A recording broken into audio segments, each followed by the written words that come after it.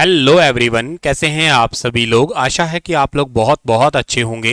प्यारे दोस्तों, आज है 24 जुलाई और 24 जुलाई साल 2024 के हरियाणा करंट अफेयर इस पर्टिकुलर वीडियो में हम पढ़ने वाले हैं। आप सभी को राधे राधे। आइए सेशन की करते हैं शुरुआत हम लोग। और प्यारे दोस्तों, आप लोगों ने अगर स्टार IQ एप्लीकेशन पे लास्ट बैच को अभी तक नहीं लिया है तो आप ले सकते हैं, जिस बैच में आप लोगों को कंप्लीट डिटेल जो है ना वो मिलने वाली है। तो सारे नए सब्जेक्ट आप बहुत तसल्ली से अच्छे से पढ़ सकते हैं। पटौदी तहसील किस जिले के अंतर्गत आती है? यह सवाल मैंने आप लोगों से कल पूछा था। इसका ठीक जवाब आप लोगों ने मुझे दिया था गुरुग्राम, तो इसका बिल्कुल ठीक है। वैसे पटौदी मंडी हरियाणा का नया नगर परिषद बन गया है, तो ये पॉइंट भी आप लोग अपने माइंड में रख सकते हैं अलग से। और गुरुग्राम जो है ना हरियाणा का नगर निगम वो भी है जिसमें दो, मतलब गुरुग्राम खुद के अंदर दो नगर निगम हो गए। एक तो खुद हो ही गया, के साथ साथ जो है ना मानेसर भी है। और मानेसर हरियाणा का पुलिस जिला भी है। हरियाणा में पुलिस जिले कितने हैं वैसे अभी? तो हरियाणा में पुलिस जिला एक तो है हांसी है, ठीक है ना। एक कौन सा है? एक है मानेसर है, ठीक है ना।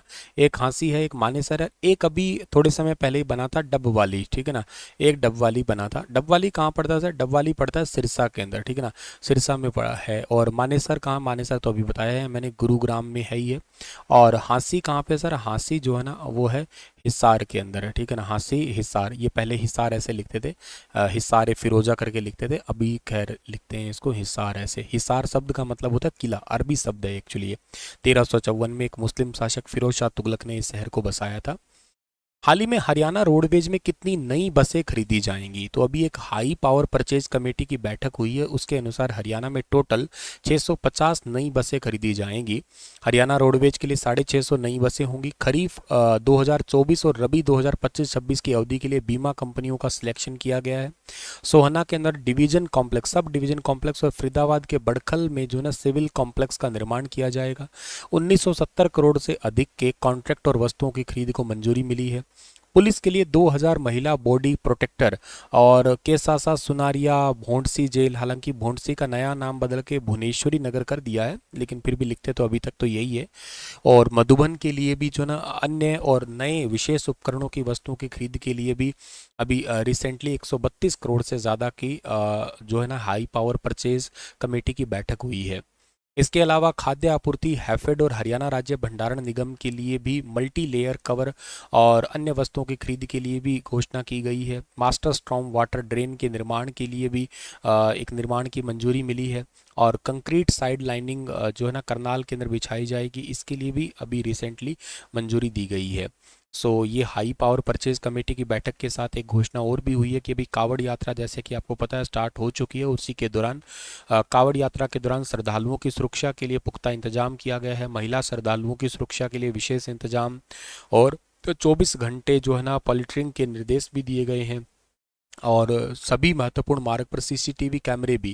वैसे थोड़े दिन पहले ना अभी कावड़ यात्रा से संबंधित एक मामला बड़ा गरमाया हुआ है उत्तर प्रदेश में स्पेशली, कि जो भी फल विक्रेता है वो अपनी फल पे अपना फल रेडी के ऊपर या कोई भी दुकान है वो अपना नाम रखे। जैसे एक फोटो वायरल हो रही होगी, आपने जरूर देखा होगा, आरिफ फल करके, आरिफ फल।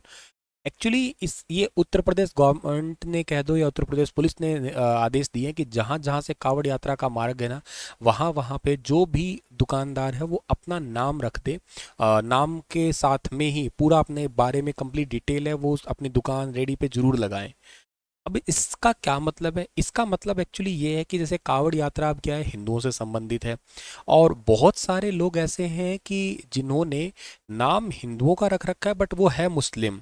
तो सर इसमें क्या हो गया? ये तो हिंदू मुस्लिम वाली बात होगी? नहीं, हिंदू मुस्लिम वाली बात नहीं है, लेकिन ऐसा है कि हिंदू धर्म में सामान्यतः लोग जो स्पेशली जो भगवान भोलेनाथ के पास में जा रहे हैं, सामान्यतः वो लोग शाकाहार खाना पसंद करते हैं। हम लोग ज़्यादातर शाकाहारी है, प्योर वेज है। अब हम ये चाहते नहीं है कि जो हमें खाना परोसे वो मांसाहार पर्सन हो। मतलब हमारा ये टारगेट रहता है कि हम जो है ना एक शाकाहार मतलब एक व्रत लेके, बहुत सारे लोग कावड़िए लोग जो कावड़ यात्रा करते हैं तो एक पूरे व्रत के साथ में जाते हैं। वो चाहते नहीं है कि अपने मन कर्म वचन से अशुद्ध हो। मतलब जाहिर सी बात है, कोई मांसाहार व्यक्ति उनको अपने हाथ से खाना परोसता है तो उनका व्रत भंग होता है, ऐसा कावड़ियों का कहना है। तो इसी करके उत्तर प्रदेश सरकार ने कहो या वहाँ के पुलिस ने कहा कि भाई आप केवल अपना बायोडाटा रख दो। इससे अगले का मन अगर होगा तो वो खा लेगा, वहाँ से आपका खाना है वो सामान खरीद लेगा, नहीं मन होगा तो नहीं खाएगा, ताकि उसके साथ धोखा ना हो, कहने का सेंस ये है। अब इसी के चलते हुए पूरे भारत में रोष प्रदर्शन भी है, लोग कह भी रहे हैं कि ये हिटलर जैसा काम कर रहे हैं, आप जाति भेदभाव वगैरह कर रहे हो। हालांकि सरकार का कहना, पुलिस का कहना इतना ही है कि हमने सिर्फ ये कहा है कि अपना नाम रखो, हम ये नहीं चाहते कि इसमें कोई खाए ना खाए, हिंदू मुस्लिम, हम ऐसा कुछ कर ही नहीं रहे। वैसे आपका क्या सोचना है इसके बारे में, कमेंट में बताना। हाल ही में किस यूनिवर्सिटी को भारतीय कृषि अनुसंधान परिषद की राष्ट्रीय कृषि शिक्षा प्रत्यायन बोर्ड की ओर से A+ ग्रेड की ग्रेडिंग मिली है?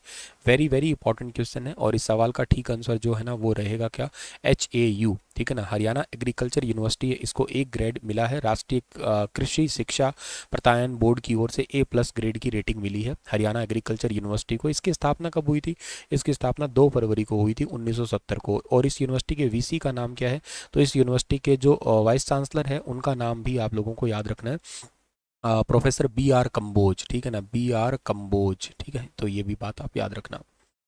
हरियाणा राज्य के कितने अस्पतालों में चिरायु योजना की सुविधा उपलब्ध है? तो चिरायु योजना की सुविधा उपलब्ध है हरियाणा के 1215 हॉस्पिटल में करंट में। ये चिरायु योजना क्या है सर? वही है जो आयुष्मान भारत योजना है। इसके चलते हुए टोटल 5 लाख रुपए तक का फ्री इलाज की सुविधा उपलब्ध है। अब तक 15.54 लाख लोगों को 2173.30 करोड़ का निःशुल्क इलाज जो है ना मिल चुका है। 1.91 करोड़ लोगों को घर बैठे जो है ना आयुष्मान कार्ड दिया जा चुका है। डिजिटल आयुष्मान कार्ड 10 करोड़ बनाने वाला भारत का पहला राज्य उत्तर प्रदेश है, ये भी याद रख लेना आप लोग, ठीक है। हाल ही के अंदर हरियाणा के किस एरिया को नगर पालिका का दर्जा खत्म कर दिया गया है? नगर पालिका का दर्जा खत्म कर दिया हरियाणा के अंदर, और ये क्षेत्र है आदमपुर। अब ये काफ़ी चर्चा का विषय है। वैसे हरियाणा के अंदर अब टोटल नगर पालिका कितनी है, ये मुझे आप कमेंट में बता सकते हो क्या? चलिए बताना। नगर निगम तो हरियाणा के अंदर कितने हैं? नगर निगम हरियाणा में 11 है। और नगर परिषद कितने? नगर परिषद हरियाणा में 23 है। अब नगर पालिका बताना मुझे हरियाणा में टोटल कितनी है, कमेंट में जरूर बताना। वैसे हरियाणा नगर निगम अधिनियम 1973 और की धारा 24 की धारा 8 की उपधारा 1 के द्वारा जो है ना ये हरियाणा के राज्यपाल के द्वारा नगर पालिका को समाप्त कर दिया गया है।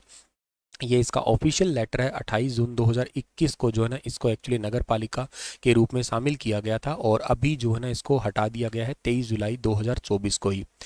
और ये बीजेपी का गढ़ है। 29 जून 2021 को इसका नगर पालिका का दर्जा मिला था, लोगों ने विरोध प्रदर्शन किया था, और ये क्षेत्र भजन लाल हरियाणा के पूर्व मुख्यमंत्री का गढ़ है, कह सकते हो।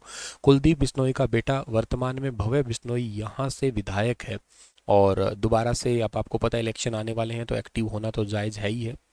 दरअसल सरकार सर्वे के आधार पर बड़ी आबादी वाले गांवों को नगर पालिका का दर्जा दे देती है। नगर पालिका को ग्राम पंचायत से ज़्यादा अनुदान मिलता है, जिससे गांव में विकास के काम भी थोड़े ज़्यादा होते हैं। गांव में शहरी तर्ज पे सुविधाएं भी जो है ना मिलने लग जाती है। नगर पालिका जल आपूर्ति, साफ सफाई, सड़क, रोशनी, बाजार, गलियां, नामांकन, मकानों की गिनती, जन्म मृत्यु पंजीकरण, महामारी नियंत्रण जैसे काम करते हैं। इसके बदले में लोगों से टैक्स वसूला जाता है, बस यही बात है।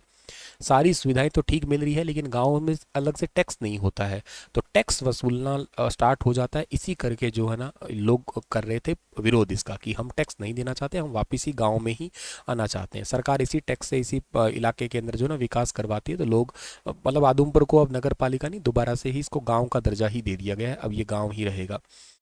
तो इसी करके जो है ना ये चर्चा का विषय है, जरूर याद रखना, इंपॉर्टेंट भी है ये सवाल। आपके लिए सवाल है एक, बताना जरूर कि जिला सोनीपत में किस स्थान पर फाल्गुन सुदी को, या कह सकते हो आप लोग फाल्गुन सुदी नवमी को या फरवरी मार्च में डेरा नगन बालकनाथ का मेला लगता है? बताना इसके बारे में विस्तार से। कल फिर हाजिर होता हूँ लेटेस्ट अपडेट के साथ, तब तक अपना ख्याल रखना। राधे राधे।